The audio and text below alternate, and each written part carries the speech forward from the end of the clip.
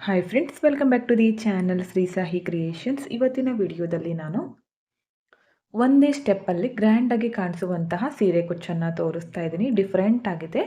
ವಿಡಿಯೋನ ಸ್ಕಿಪ್ ಮಾಡದೆ ಕೊನೆವರೆಗೂ ನೋಡಿ, ಡಿಸೈನ್ ಕಂಪ್ಲೀಟಾಗಿ ಅರ್ಥ ಆಗುತ್ತೆ.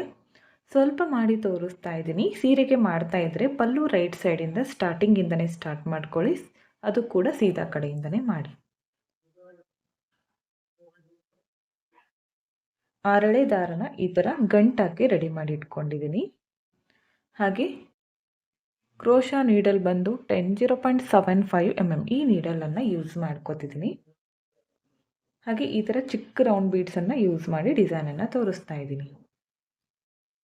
ಓಕೆ ನೋಡಿ, ಮೊದಲು ಸ್ಟಾರ್ಟಿಂಗಲ್ಲಿ ಒಂದು ಲಾಕ್ ಮಾಡ್ಕೋತೀನಿ. ಪಕ್ಕದಲ್ಲೇ ಇನ್ನೊಂದು ಸಲ ಲಾಕ್, 2 ಟೈಮ್ಸ್ ಲಾಕ್. ಅದಾದಮೇಲೆ 4 ಚೈನ್ ಹಾಕ್ತೀನಿ. ಸ್ಟ್ರೈಟಾಗಿ ಇಟ್ಕೊಂಡು ಲಾಕ್.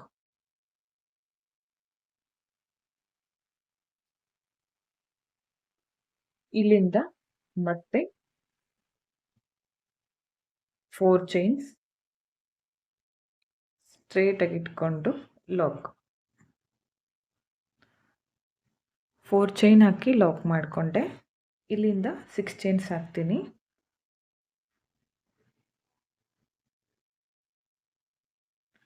ಸಿಕ್ಸ್ ಚೈನ್ಸ್ ಹಾಕಿ ನೋಡಿ, ಇಲ್ಲೇ ಪಕ್ಕದಲ್ಲೇ ಲಾಕ್ ಮಾಡ್ಕೋಬೇಕು.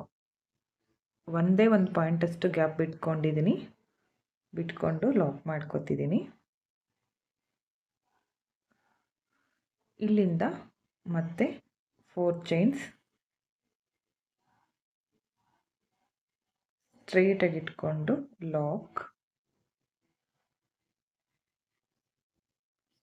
ಇವಾಗ ಡಿಸೈನನ್ನು ಟರ್ನ್ ಮಾಡ್ಕೋಬೇಕು ಬ್ಯಾಕ್ ಸೈಡ್ಗೆ. ಈ ಥರ ಸೀರೆನ ಉಲ್ಟಾ ಮಾಡ್ಕೊಳ್ಳಿ. ಈ ಗ್ಯಾಪ್ ಒಳಗಡೆ 4 ಚೈನ್ ಗ್ಯಾಪ್ ಒಳಗಡೆ ಒಂದು ಸಿಂಗಲ್ ಕ್ರೋಶಾ.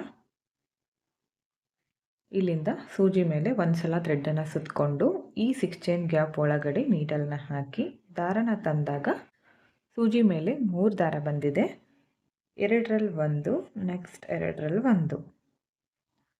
ಮತ್ತು ಇಲ್ಲಿಂದ ಸೂಜಿ ಮೇಲೆ ಒಂದು ಸಲ ಥ್ರೆಡ್ಡನ್ನು ಸುತ್ಕೋತೀನಿ ಸೇಮ್ ಪ್ಲೇಸ್ಗೆ. ಮತ್ತು ಡಬಲ್ ಕ್ರೋಶೆ ಕಂಬ. ಒಂದು ಸಲ ಸೂಜಿ ಮೇಲೆ ಥ್ರೆಡ್ಡನ್ನು ಸುತ್ಕೊಳ್ಳಿ. 6 ಚೈನ್ ಗ್ಯಾಪ್ ಒಳಗಡೆಗೆ ನೀಡಲ್ನ ಹಾಕಿ ದಾರನ ತಂದು 2ರಲ್ಲಿ 1, ನೆಕ್ಸ್ಟ್ 2ರಲ್ಲಿ 1 ಮಾಡ್ಕೋಬೇಕು. ಈ 6 ಚೈನ್ ಗ್ಯಾಪು ಫಿಲ್ ಆಗೋವರೆಗೂ ಡಬಲ್ ಕ್ರೋಶೆ ಕಂಬನ ಮಾಡ್ಕೋಬೇಕು. ಎಷ್ಟು ಹಿಡಿಸುತ್ತೋ ನೋಡಿಕೊಂಡು ಮಾಡ್ಕೊಳ್ಳಿ. ಸ್ವಲ್ಪ ಸಮವಾಗಿ ಮಾಡ್ಕೊಳ್ಳಿ, 10, 12 ಆ ಥರ.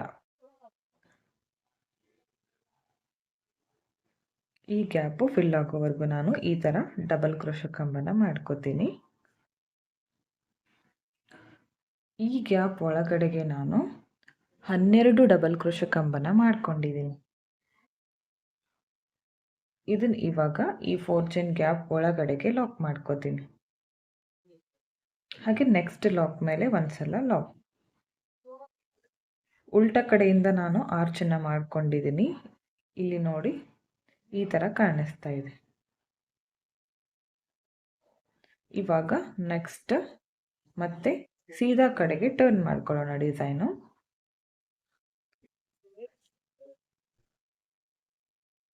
ಇಲ್ಲಿಂದ ಇಲ್ಲಿ ಕಂಬಗಳ ಮೇಲೆ ಹೋಲ್ ಕಾಣಿಸ್ತಿದೆಯಲ್ಲ, ಫಸ್ಟ್ ಹೋಲ್ಗೆ ಒಂದು ಸಿಂಗಲ್ ಕ್ರೋಶೆ ತಗೋತೀನಿ ಇಲ್ಲಿಂದ.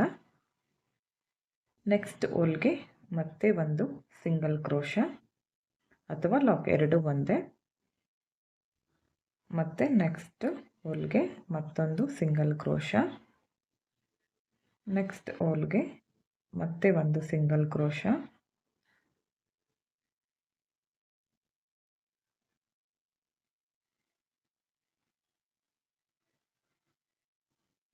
ಈ ಥರ ಟೋಟಲ್ ನಾನಿಲ್ಲಿ 12 ಕಂಬ ಮಾಡ್ಕೊಂಡಿದ್ದೀನಲ್ಲ, ಮೊದಲು 6 ಸಲ ನೀವು ಈ ಥರ ಸಿಂಗಲ್ ಕ್ರೋಶನ ಮಾಡ್ಕೊಳ್ಳಿ.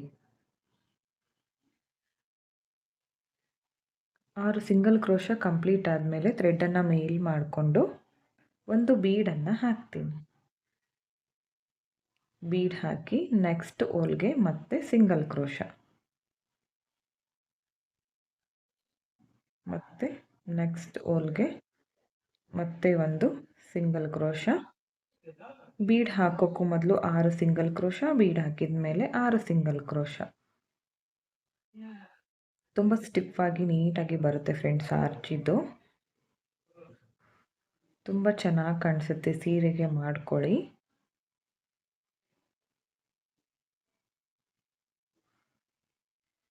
ನೋಡಿ ಈ ಥರ ಕಾಣಿಸುತ್ತೆ. ಬ್ಯಾಕ್ ಸೈಡಿಂದ ಈ ಥರ ಬಂದಿದೆ,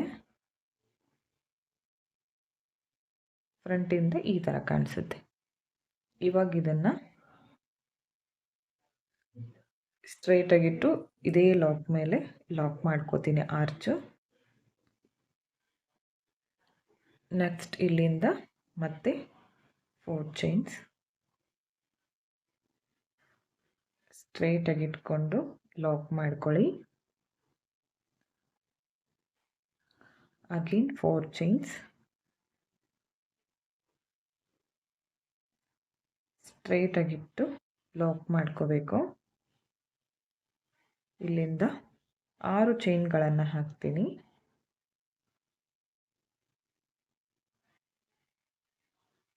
ಪಕ್ಕದಲ್ಲೇ ಇಲ್ಲಿ ಲಾಕ್ ಮಾಡ್ಕೋತೀನಿ, 1 ಪಾಯಿಂಟ್ ಅಷ್ಟು ಗ್ಯಾಪ್ ಬಿಟ್ಕೊಂಡು. ಇಲ್ಲಿಂದ 4 ಚೈನ್ಸ್ ಒಂದೇ ಸ್ಟೆಪ್ಪಲ್ಲಿ ಮಾಡ್ಕೋಬೋದು ಈ ಡಿಸೈನನ್ನು.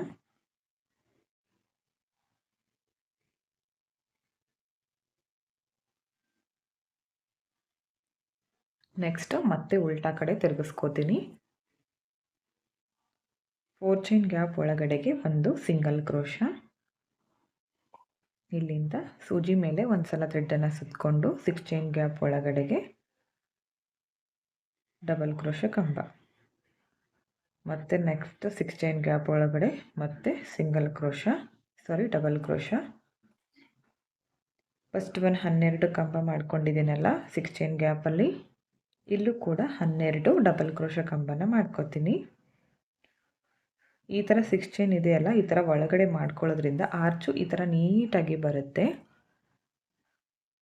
ಇಲ್ಲೂ ಕೂಡ ನಾನು 6 ಚೈನ್ ಗ್ಯಾಪ್ ಒಳಗಡೆಗೆ 12 ಡಬಲ್ ಕ್ರೋಶ ಕಂಬ ಮಾಡ್ಕೊಂಡಿದ್ದೀನಿ. ಇದನ್ನು 4 ಚೈನ್ ಗ್ಯಾಪ್ ಒಳಗಡೆಗೆ ಲಾಕ್ ಮಾಡ್ಕೋತೀನಿ. ಅದಾದಮೇಲೆ ನೆಕ್ಸ್ಟ್ ಈ ಲಾಕ್ ಮೇಲೆ ಒಂದು ಲಾಕ್ ತಗೋತೀನಿ. ಇಲ್ಲಿಂದ ಮತ್ತೆ ಡಿಸೈನನ್ನು ಸೀದಾ ಕಡೆಗೆ ತಿರುಗಿಸ್ಕೋಬೇಕು. ಇವಾಗ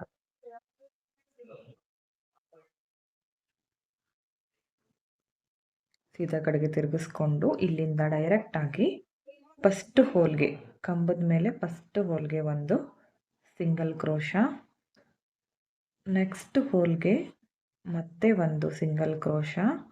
ಮೊದಲು 6 ಸಿಂಗಲ್ ಕ್ರೋಶನ ಮಾಡ್ಕೋಬೇಕು. 12 ಕಂಬ ನಾನು ಸಮವಾಗಿ ಯಾಕೆ ತಗೋಬೇಕಂತ ಹೇಳಿದ್ನಲ್ಲ ಇದಕ್ಕೇನೆ. ಏಕೆಂದರೆ ನಮಗೆ ಬೀಡ್ ಮಿಡಲ್ನಲ್ಲಿ ಬರಬೇಕಂದ್ರೆ ಕಂಬಗಳು ಸಮವಾಗಿರಬೇಕಲ್ಲ, ಅದಕ್ಕೋಸ್ಕರ.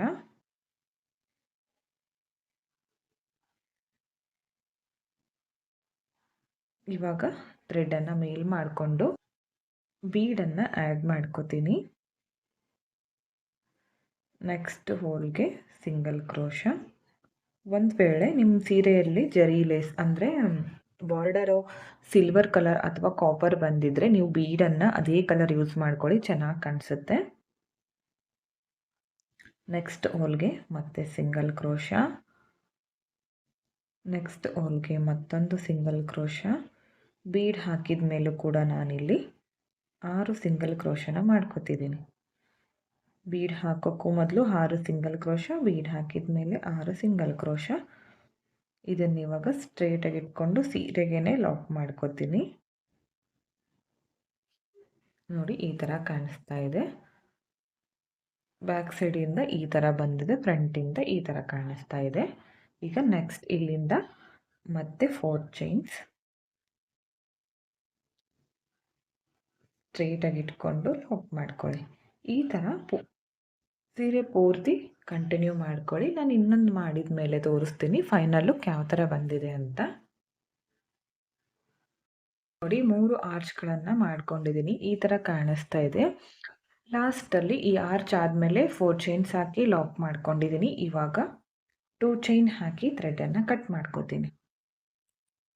ಕಟ್ ಮಾಡ್ಕೊಂಡಿರೋ ಥ್ರೆಡನ್ನು ಈ ಥರ ಟೈಟಾಗಿ ಮೇಲೆ ಎಳ್ಕೊಳ್ಳಿ. ಯಾವುದೇ ಕಾರಣಕ್ಕೂ ಅದು ಬಿಚ್ಕೊಳ್ಳೋದಿಲ್ಲ. ನೋಡ್ತಾ ಇರ್ಬೋದು ಎಷ್ಟು ನೀಟಾಗಿ ಬಂದಿದೆ ಅಂತ. ಇದನ್ನು ನೋಡಿ ಎರಡೂ ಕಡೆಯಿಂದನೂ ನೀಟಾಗಿ ಕಾಣಿಸುತ್ತೆ. ಬ್ಯಾಕ್ ಸೈಡಿಂದನೂ ನೋಡ್ಬೋದು ಅಥವಾ ಫ್ರಂಟಿಂದನೂ ನೋಡ್ಬೋದು. ಚೆನ್ನಾಗಿ ಕಾಣಿಸುತ್ತೆ. ಈ 4 ಚೈನ್ ಗ್ಯಾಪಲ್ಲಿ ಕುಚ್ಚನ್ನು ಕಟ್ಕೋಬೇಕು. ಇಲ್ಲಿ ಯು ಶೇಪಲ್ಲಿ ಈ ಥರ ಬರೋ ಥರ ಮಾಡಿಕೊಂಡ್ರೆ ಆರ್ಚ್ ತುಂಬಾ ನೀಟಾಗಿ ಬರುತ್ತೆ. ಹಾಗೆ ಇನ್ನೊಂದೇನೆಂದರೆ ಫಸ್ಟ್ ಆರ್ಚ್ಗೆ ನಾವು ಎಷ್ಟು ಕಂಬ ಮಾಡ್ಕೊಂಡಿರ್ತೀವೋ ಸೀರೆ ಪೂರ್ತಿ ಕಂಪ್ಲೀಟ್ ಆಗೋವರೆಗೂ ಸೇಮ್ ಕೌಂಟಿಂಗಲ್ಲಿ ಕಂಬನ ಮಾಡ್ಕೋಬೇಕಾಗತ್ತೆ. ಅವಾಗ ಮಾತ್ರ ಈ ಥರ ಆರ್ಚ್ಗಳು ಒಂದೇ ಸಮವಾಗಿ ಕಾಣಿಸೋದು. ಇಲ್ಲಾಂದರೆ ಫಿನಿಶಿಂಗ್ ಕೂಡ ನೀಟಾಗಿ ಬರೋದಿಲ್ಲ. ಓಕೆ, ಕುಚ್ಚು ಕಟ್ಟಿದ ಮೇಲೆ ತೋರಿಸ್ತೀನಿ ಫೈನಲ್ ಲುಕ್ ಯಾವ ಥರ ಬಂದಿದೆ ಅಂತ. ಓಕೆ ಫ್ರೆಂಡ್ಸ್, ನೋಡಿ ಕುಚ್ಚು ಕಟ್ಟಿದ ಮೇಲೆ ಫೈನಲ್ ಲುಕ್ ಈ ಥರ ಕಾಣಿಸ್ತಾ ಇದೆ. ಕುಚ್ಚು ಕಟ್ಟೋದಕ್ಕೆ 140 ದಾರ ತಗೊಂಡಿದ್ದೀನಿ. ಡಬಲ್ ಮಾಡಿಕೊಂಡಾಗ 280 ಆಗುತ್ತೆ. ನಿಮ್ಗೆ ಎಷ್ಟು ಬೇಕೋ ಕುಚ್ಚು ನೋಡಿಕೊಂಡು ಮಾಡ್ಕೊಳ್ಳಿ. ಕುಚ್ಚುಗಳನ್ನು ಸ್ವಲ್ಪ ಉದ್ದ ಮಾಡ್ಕೊಂಡಿದ್ದೀನಿ. ಶಾರ್ಟ್ ಬೇಕಿದ್ರೂ ಕೂಡ ಮಾಡ್ಕೋಬೋದು. ಡಿಸೈನ್ ಮಾತ್ರ ತುಂಬ ಚೆನ್ನಾಗಿ ಬರುತ್ತೆ. ಇದನ್ನು ವಿತೌಟ್ ಕುಚ್ಚು ಕೂಡ ಮಾಡ್ಕೋಬೋದು. ತುಂಬಾ ಚೆನ್ನಾಗಿ ಕಾಣಿಸುತ್ತೆ. ಕುಚ್ಚು ಬೇಡ ಅನ್ನೋರು ವಿತೌಟ್ ಕುಚ್ಚು ಮಾಡ್ಕೊಳ್ಳಿ. ಹಾಗೆ ಇಲ್ಲಿ ಆರ್ಚ್ ಸಿಂಪಲ್ ಆಗಿರೋದ್ರಿಂದ ಇಲ್ಲಿ ಸ್ಟೋನ್ ಲೇಸನ್ನು ಕೂಡ ನೀವು ಅಟ್ಯಾಚ್ ಮಾಡ್ಕೋಬೋದು ಬೇಕು ಅಂದರೆ. ಬೇಡ ಅಂದರೆ ಇಷ್ಟೇ ಸಿಂಪಲ್ ಆಗಿ ಕುಚ್ಚನ್ನು ಹಾಕ್ಕೊಳ್ಳಿ. ಈ ಡಿಸೈನ್ಗೆ 400ಇಂದ 450ವರೆಗೂ ಚಾರ್ಜ್ ಮಾಡ್ಕೋಬೋದು. ನಿಮ್ಮ ಪ್ಲೇಸಸ್ ಮೇಲೆ ಡಿಪೆಂಡ್ ಆಗಿರುತ್ತೆ. ಹೆಚ್ಚು ಕಡಿಮೆ ನೋಡಿಕೊಂಡು ಮಾಡ್ಕೊಳ್ಳಿ. ಇಷ್ಟೇ ಅಂತ ಹೇಳೋಕ್ಕಾಗಲ್ಲ. ಹಾಗೆ ಈ ವಿಡಿಯೋನ ನೀವು ಸಬ್ಸ್ಕ್ರೈಬ್ ಮಾಡ್ಕೊಳ್ಳದೆ ನೋಡ್ತಾ ಇದ್ದರೆ ಪ್ಲೀಸ್ ಚಾನಲ್ನ ಸಬ್ಸ್ಕ್ರೈಬ್ ಮಾಡ್ಕೊಳ್ಳಿ. ಪಕ್ಕದಲ್ಲಿರೋ ಬೆಲ್ ಐಕನ್ನ ಕ್ಲಿಕ್ ಮಾಡಿ ಆಲ್ ಅನ್ನೋ ಆಪ್ಷನ್ನ ಸೆಲೆಕ್ಟ್ ಮಾಡಿಕೊಂಡ್ರೆ ನಾನು ವಿಡಿಯೋ ಹಾಕಿದ ತಕ್ಷಣ ಮೊದಲು ನಿಮಗೆ ನೋಟಿಫಿಕೇಷನ್ ಬಂದು ತಲುಪುತ್ತೆ. ವಿಡಿಯೋನ ಸ್ಕಿಪ್ ಮಾಡದೆ ಕೊನೆವರೆಗೂ ನೋಡಿದ್ದಕ್ಕೆ thank you friends. Thank you for watching. Thank you.